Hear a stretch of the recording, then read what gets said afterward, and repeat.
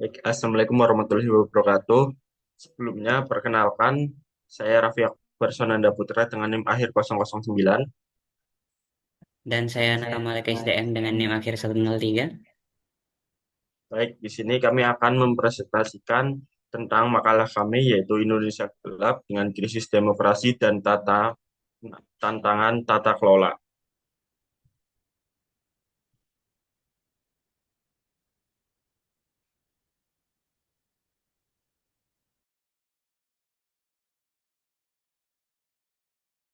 Jadi bagian yang pertama adalah latar belakang, di mana Indonesia itu sebagai negara demokrasi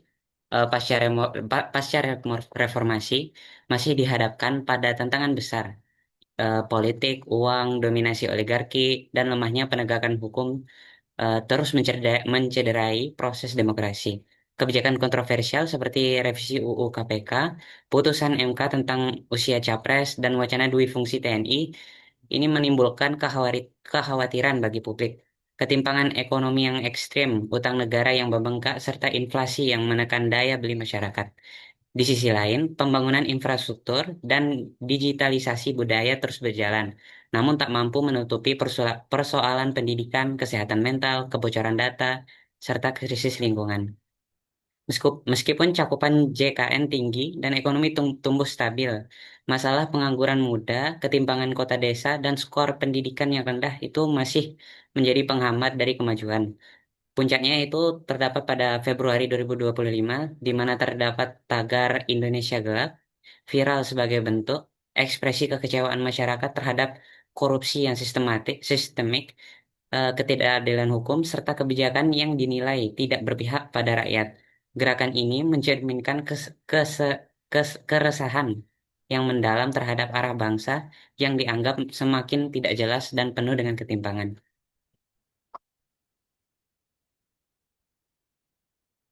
Kemudian ada dasar teori.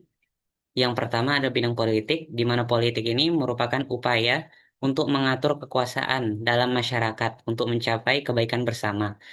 Para ahli juga mendefinisikan eh, politik ini sebagai berbagai macam pengertian. Ya, yang pertama adalah Aristoteles, itu mendefinisikan bahwa politik ini sebagai usaha warga negara untuk mencapai keadilan.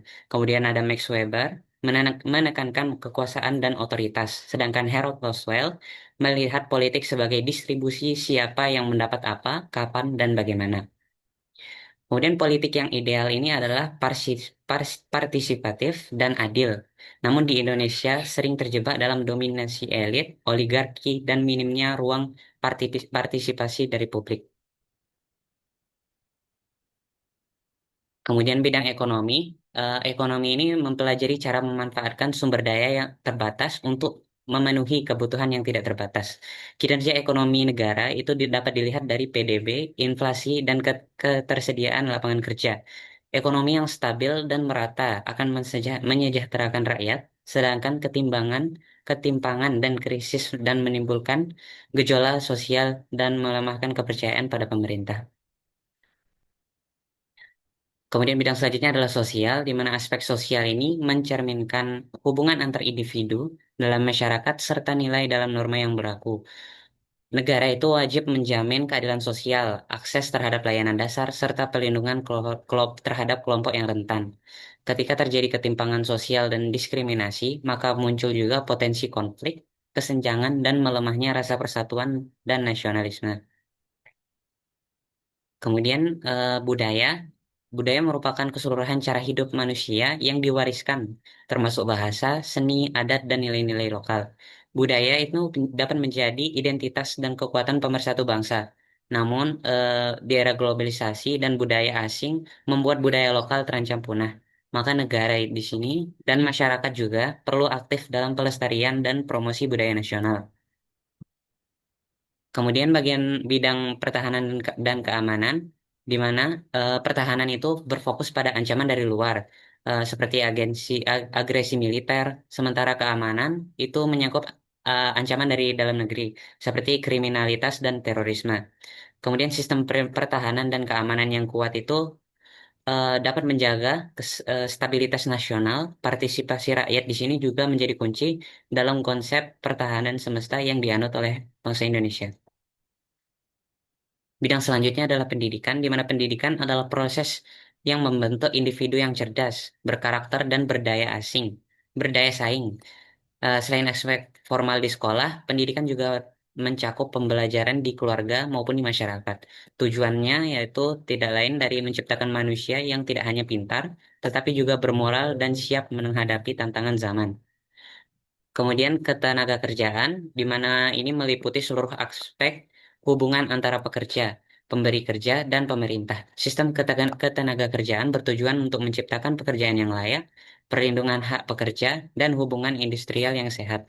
Tantangan Indonesia saat ini adalah ketimpangan antar wilayah, di mana sektor informal yang besar dan perubahan dunia kerja akibat digitalisasi.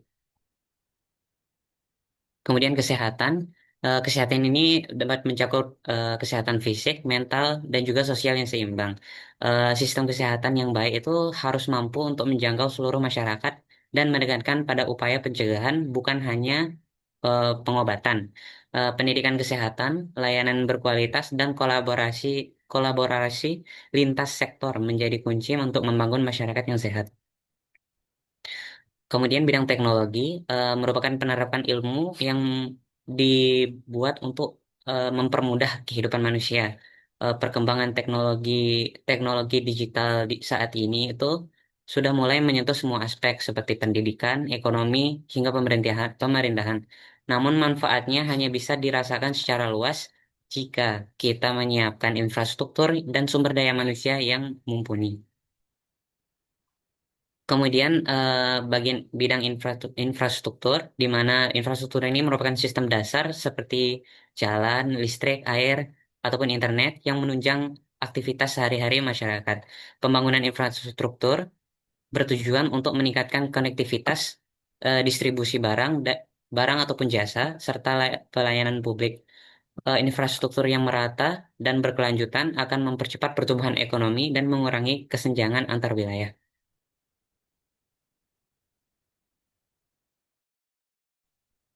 Baik, selanjutnya saya akan menjelaskan tentang pembahasan dari isi ma- makalah ini. Baik, ini akan menjelaskan tentang problematika di bidang politik di era sekarang. Itu yang pertama yaitu ancaman demokrasi dan supremasi sipil, yaitu militerisasi pemerintahan, yaitu seperti munculnya pemerintahan yang akan dilakukan seperti Orde Baru dengan adanya seperti dui fungsi serta adanya pemangkasan partisipasi publik, yaitu karena eh, adanya dui fungsi yang terbaru hingga tentara memasuki kebidanan sipil. Yang kedua yaitu krisis kepercayaan dan oligarki, yaitu dominasi dinasti politik karena sekarang terlalu banyak para politik yang menjalankan seperti dinasti politik dan lemahnya penegakan hukum, yaitu kurangnya hukum-hukum yang ditegakkan dengan kesesuaian yang berada. Yang ketiga yaitu tekanan ekonomi dan kebijakan fiskal yang kontroversial, yaitu seperti defisit APBN dan pemotongan anggaran layanan publik, serta kenaikan PPN, di mana hal itu sangat merugikan bagi masyarakat sendiri.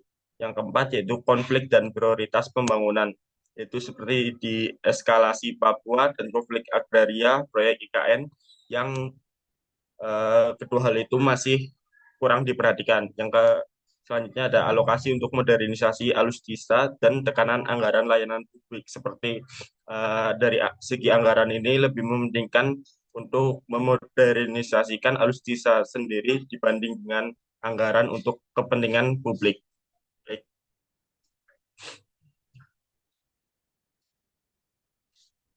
Yang selanjutnya yaitu untuk reformasi sistematik yang diperlukan, yaitu seperti pemulihan KPK dan transparansi partai politik dan realokasi anggaran. Dan yang keenam ada peran masyarakat dan gerakan Indonesia Gelap, yaitu seperti aksi kolektif, yaitu masyarakat jangan asal kemakan seperti berita, harus menyaring terlebih dahulu, serta melakukan literasi politik dan media independen, serta adanya kolaborasi LSM, akademisi, dan serikat.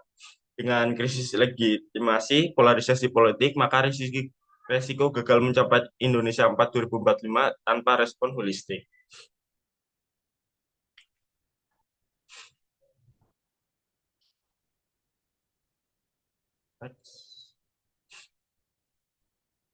Baik, selanjutnya itu problematika di bidang ekonomi di era sekarang, yaitu yang pertama ada pertumbuhan dan stabilitas makro, yaitu di mana bagian pertumbuhan moderat seperti PDB tumbuh stabil tapi belum cukup kuat untuk menyerap tenaga kerja. Yang selanjutnya ada inflasi terkendali, yaitu di kisaran target BI, namun harga bahan pokok masih cenderung fluktuatif dan terdapat pengangguran yang turun, tetapi kualitas pekerjaan informal ini masih tinggi dan adanya ketimpangan ekstrim seperti gini rasio stagnan di level tinggi seperti konsentrasi kekayaan besar di segelintir pelaku ekonomi. Yang kedua sendiri yaitu volatilitas pasar dan mata uang seperti IHSG yang anjlok, yaitu sangat berdampak pada sentimen global dan domestik untuk menekan pasar saham. Lalu ada juga seperti rupiah melemah yang berakibat aliran modal keluar dan defisit transaksi berjalan memperlemah kurs dan intervensi BI, yaitu suku bunga yang dipertahankan tinggi, yaitu sekitar 5,75% dan penjualan devisa untuk stabilisasi. Yang ketiga ada tekanan daya beli dan konsumsi, di mana konsumsi melambat, seperti rumah tangga menahan belanja non-pokok, dan belanja ada biaya hidup meningkat, seperti harga BBM, listrik, barang pokok-pokok lainnya yang ikut naik pasca subsidi dipangkas. Yang selanjutnya ada protes publik, yaitu seperti aksi supir ojek online, buruh, mahasiswa yang menuntut untuk keringanan di bagian kebutuhan pokok. Yang keempat, ada respon kebijakan pemerintah, yaitu seperti subsidi energi yang dipertahankan. Nah, di sini gunanya untuk menahan inflasi, tetapi beban APBN-nya juga bertambah. Yang selanjutnya itu BI rate sekitar 5,75%, itu dipatok untuk menjaga supaya inflasi sekaligus menstabilkan rupiah. Dan selanjutnya ada PPM naik ke 12%, yaitu menambah pemasukan negara, tapi daya beli juga menurun. Yang kelima ada agenda reformasi dan resiko ke depan, yaitu reformasi struktural, dorongan hilirisasi industri, perbaikan iklim investasi, dan pengurangan ketergantungan impor. Dan ada juga resiko resesi lokal, yaitu daerah yang mengandalkan PAD dari konsumsi dan pariwisata terancam, yaitu siak siagnasi.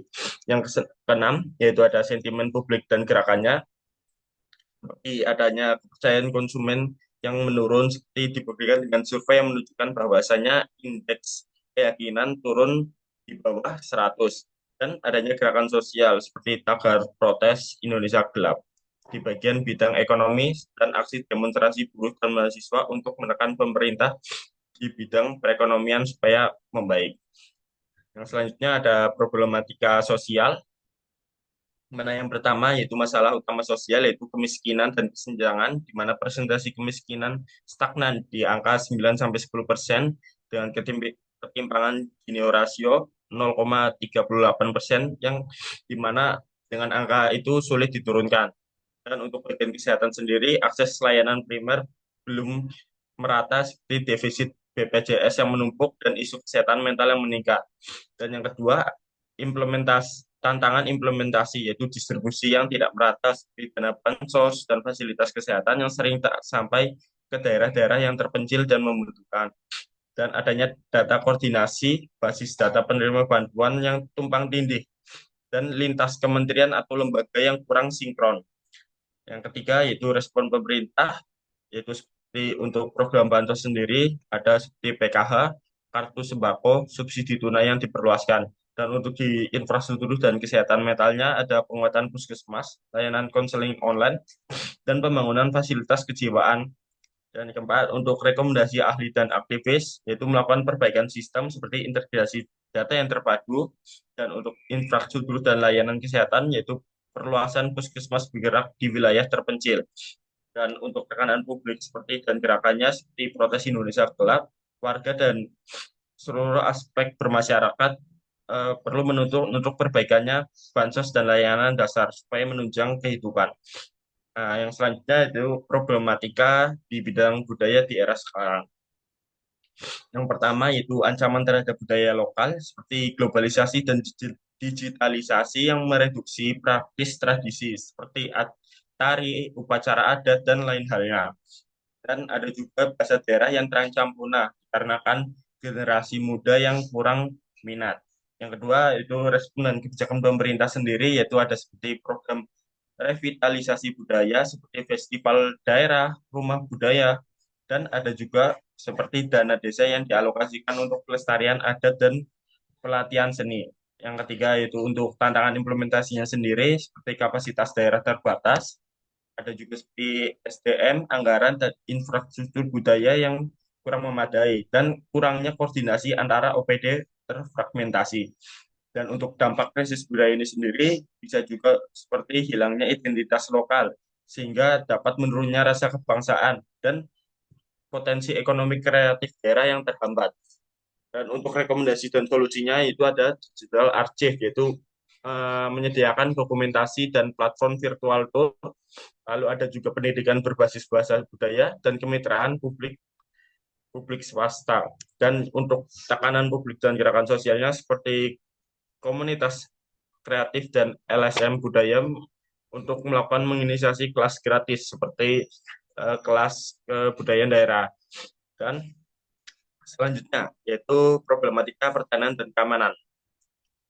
Yaitu untuk tantangan utamanya yaitu seperti ancaman konvensional, yaitu ada seperti kedaulatan wilayah atau adanya klaim laut dari negara lain, dan ada konvensional dan non konvensional seperti adanya terorisme dan bencana atau cyber.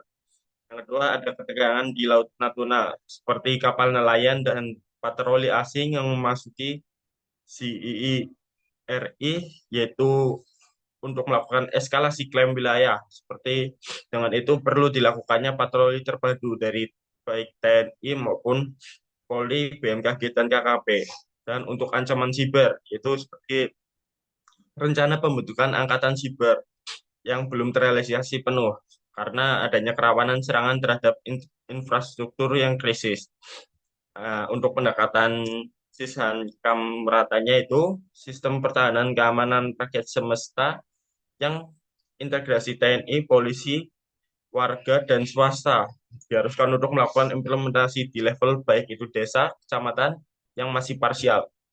Lalu di sini ada juga seperti revisi UU TNI, di mana adanya kekhawatiran kembalinya di fungsi TNI, yaitu peran ganda militer yang masuk ke dalam ranah sipil.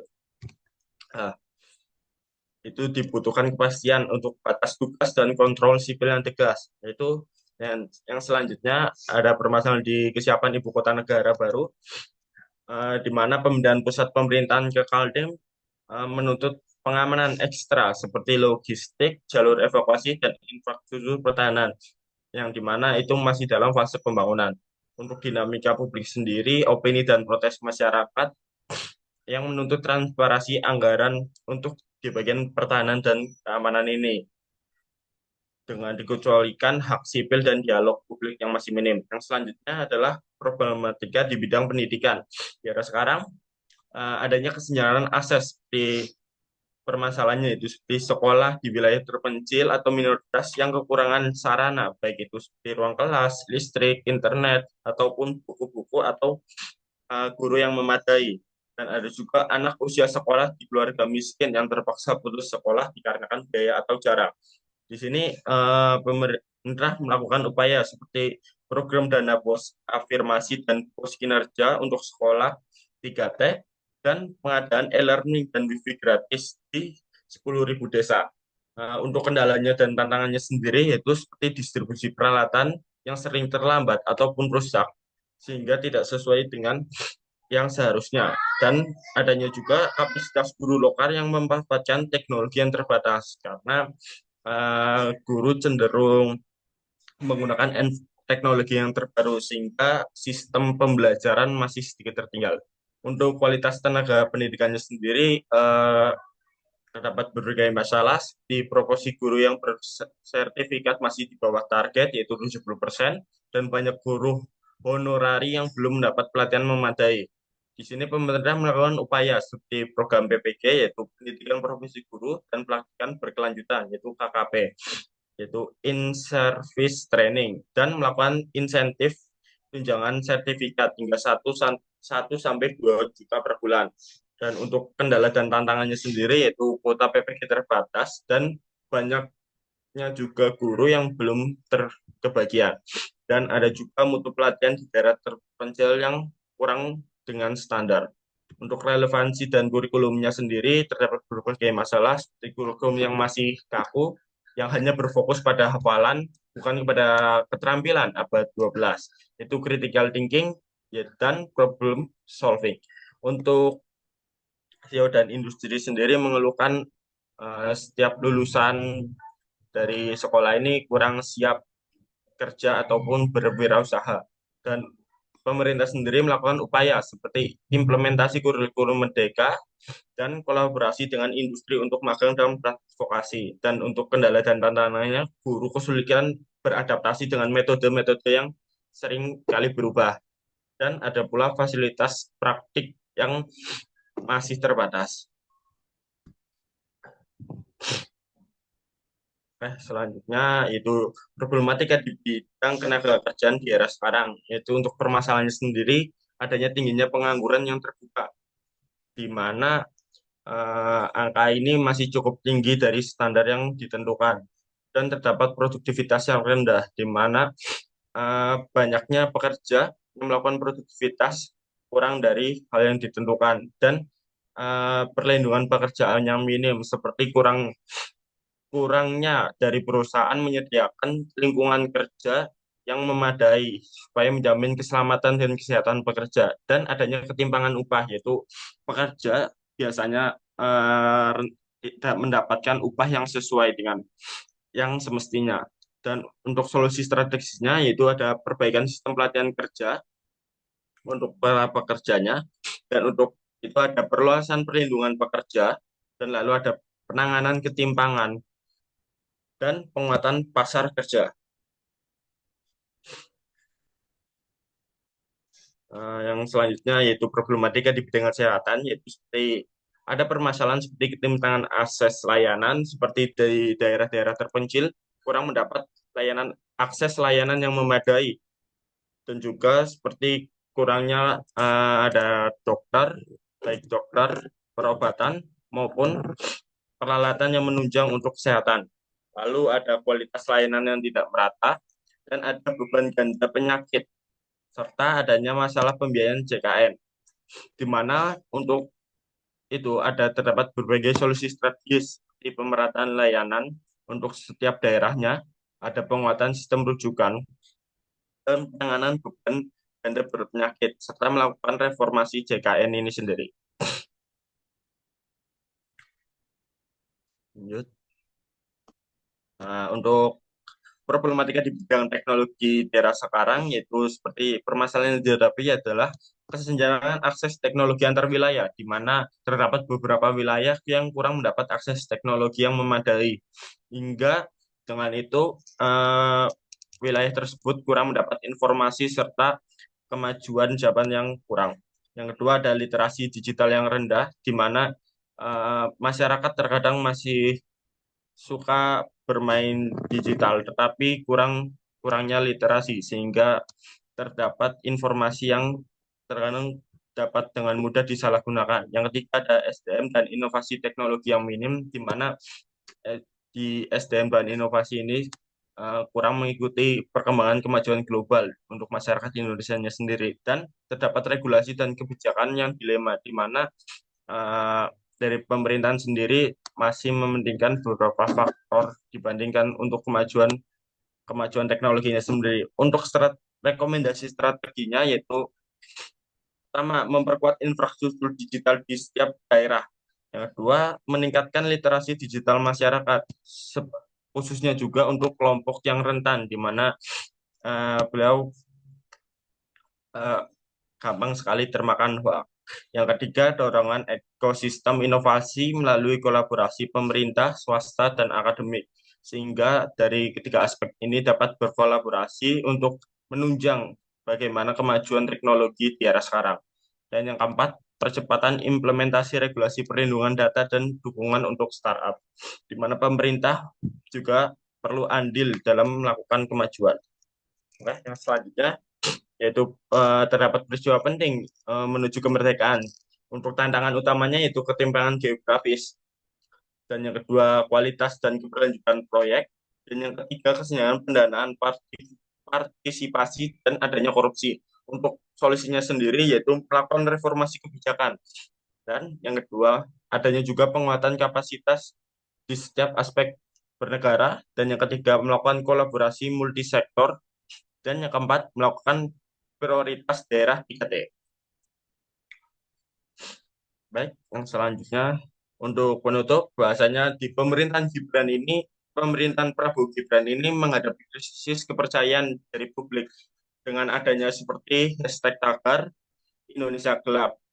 Akibatnya intervensi militer, oligarki, ketimpangan ekonomi, dan program sosial ini tidak dapat dilakukan secara merata, seperti adanya stunting dan layanan 3T, sehingga terdapat berbagai solusi utama, seperti melakukan transparansi anggaran, pemulihan independensi KPK, lalu ada juga alokasi dana untuk jaringan pengamanan sosial digital, dan melakukan pemerataan pendidikan kesehatan untuk setiap daerah dan masyarakat. Dan perlu juga melakukan integrasi kesehatan mental. Lalu masyarakat juga perlu aktif lewat partisipasi dan advokasi hukum, dan melakukan kolaborasi, yaitu seperti pelajar, UMMS, dan komunitas untuk melakukan penekanan terhadap pemerintah untuk melakukan reformasi yang secara struktural, supaya untuk menunjang setiap kemajuan di setiap bidang aspek pemerintahan dan kehidupan bernegara. Mungkin eh, itu saja yang dapat kami sampaikan. Kurang lebihnya mohon maaf. Terima kasih. Wassalamualaikum warahmatullahi wabarakatuh.